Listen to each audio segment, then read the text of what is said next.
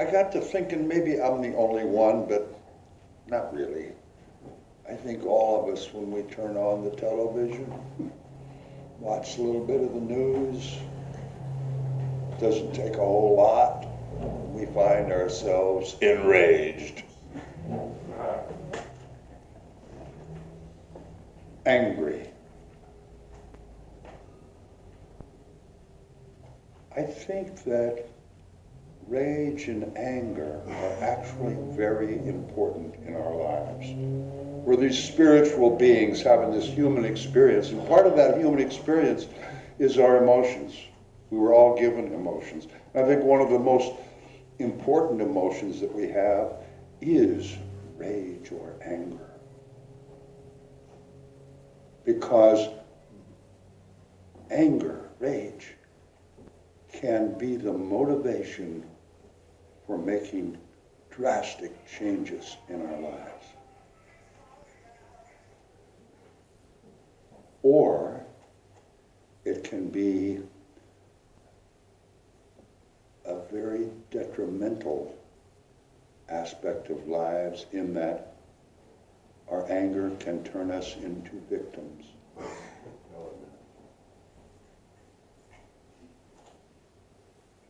I think every time we experience anger or rage, we can respond by saying, "Why me?" Or we can respond by saying, "What now?" And I think most of us have figured out ways to vent our anger, to get past that period of being very angry or being enraged. And that's different for every person. Some people breathe deeply, some listen to music. I'm going to tell a funny story about Kelly. Kelly, I love deeply. I've always considered her my sister. And I've never seen Kelly angry with me but once. We were at a board meeting. And you know, I hear these jokes, especially ones that are really drastic and shake you up, and there's a humor side of it too. And my mind remembers them, and they just spew out at the darndest times sometimes. But we were at a board meeting, and somebody said, "How's your week been, Pat?" I said, "I've had the most horrible week." I said, I thought about maybe stopping by the Humane Society and adopting a dog. And Kelly got this, "Oh, it's about time Patrick got a dog." And then I followed it up just so I could take it home and kick it to death. I thought that, I heard a comedian say, I thought that was fun. Kelly did not see the humor. Kelly snapped into a fit of rage. She freaked out. I haven't said that but a couple of times since then. I'm going to pick my times and places and situations very carefully. But she got past it. But we can all get past that time of rage, like I said, with breathing or music or sports activity. And it may sound kind of hokey, but writing down what enrages you can sometimes be quite helpful, because when you get past the anger and the fit, you can go back and read that again. And in that quiet time, that little more objective time when you can look at why was I so enraged, then you can actually answer that question, what now? You can actually think about ways that you can change your situation or change the situation or process the events that upset you so much and maybe proceed in a favorable direction. A lot of times things upset us, make us angry, enrage us, and the little temper tantrum goes away, but we still hold that thing and we resist it. we resist dealing with the thing that made us angry. There's an old saying that says, what you resist persists. And that is really true. And when you carry that resistance, you're kind of victimizing yourself. There's no resolution. You're resisting. And when you resist something, like, I don't want to pay my income tax, right? When you resist that, you are in the same energy place. You are in the same consciousness as when you were angered in the first place. He made a snide remark to me. You're in that same negative zone. That same negative energy is poisoning your thought process, your feelings, your actions, and your words.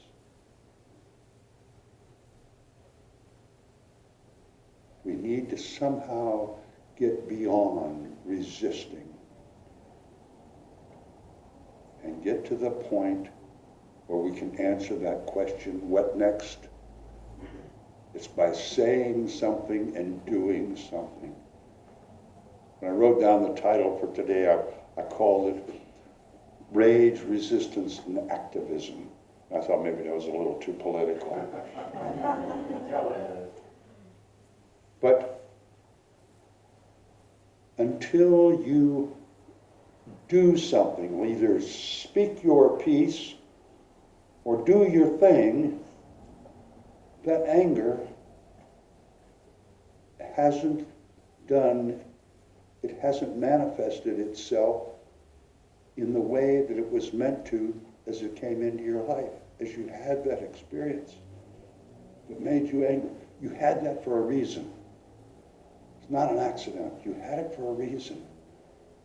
It's time we learn how to get past point B and get to point C. It's time we have to learn how to accept different experiences and different conditions. They say real peace is accepting life and the world as it is rather than as we would like it to be.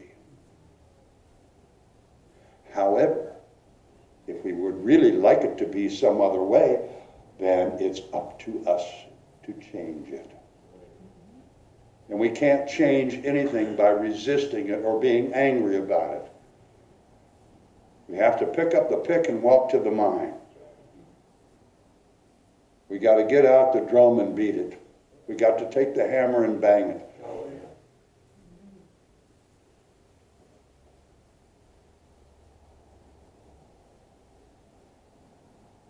We talk all the time about making our decisions and our actions and our thoughts and our reasoning based on the good of the whole. And each one of us is part of that whole. So if it's good for the whole, it's good for us too, individually. And if we keep that consciousness in mind, when we get done being angry and mad and decide to actually do something to change those conditions, if that decision-making process involves what's for the good of the whole, what will bring out more harmony within our society, more harmony within my personal life, what will manifest the compassion that is deep inside of me for the good of society, for the good of our environment. All of us get angry. All of us get enraged. We're supposed to. We came with those feelings deep inside of us. It's what we do with it that is so important. And we can either leave it locked up inside and wind up with high blood pressure, heart disease, hair falling out, and shingles and all these different kinds of things.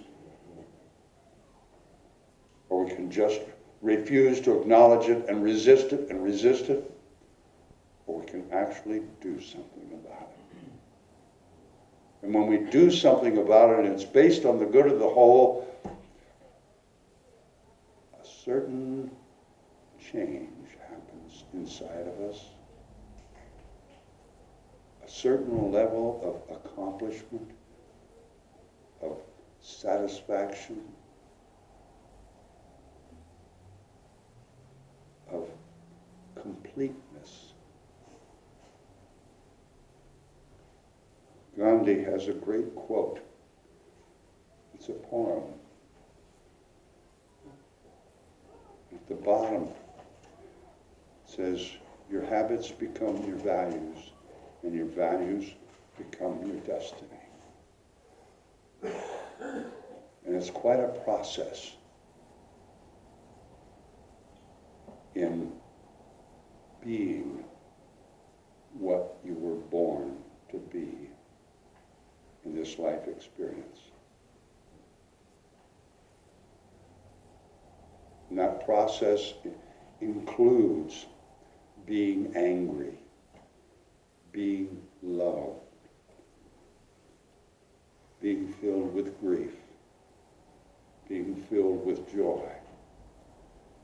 It's the way that we process all of these emotions that every human being has that determines your thoughts, your actions, your habits, and your destiny, your divine purpose. So I encourage each of you, next time you get angry, maybe write it down. And in a couple days, look at what you wrote down. You might be surprised at the ideas that you come up with on how to manifest, deal with, resolve these issues that make you so angry. I recently was asked to speak with a young lady. I don't know her very well. I've only seen her probably 3 or 4 times in my whole life. And she had a severe drinking problem that hadn't been around before. And as I was talking with her, she looked at me and she said, I'm very angry with you. And I said, good. I said, because when you find out why you are angry, that reason is where you can begin to solve your problem. And if we really look at what causes the anger, what causes the rage, that's when we can objectively begin to make changes in our lives, and that can be the motivation to enrich not only your life, but the lives of people around you. We're going to sing Imagine. And it's wonderful to allow your imagination to think about all these things, no borders, no possessions, nothing to kill or die for. But until we go into action, until we become activists, manifesting our divine purpose on this earth, being part of the whole, until we actually take action or say something or do something, remains just an imagination. As we sing this, think of possibilities that you can actually say something or do something that might bring about something as incredible as depicted in the lyrics of this John Lennon song. Let's stand up and sing Imagine.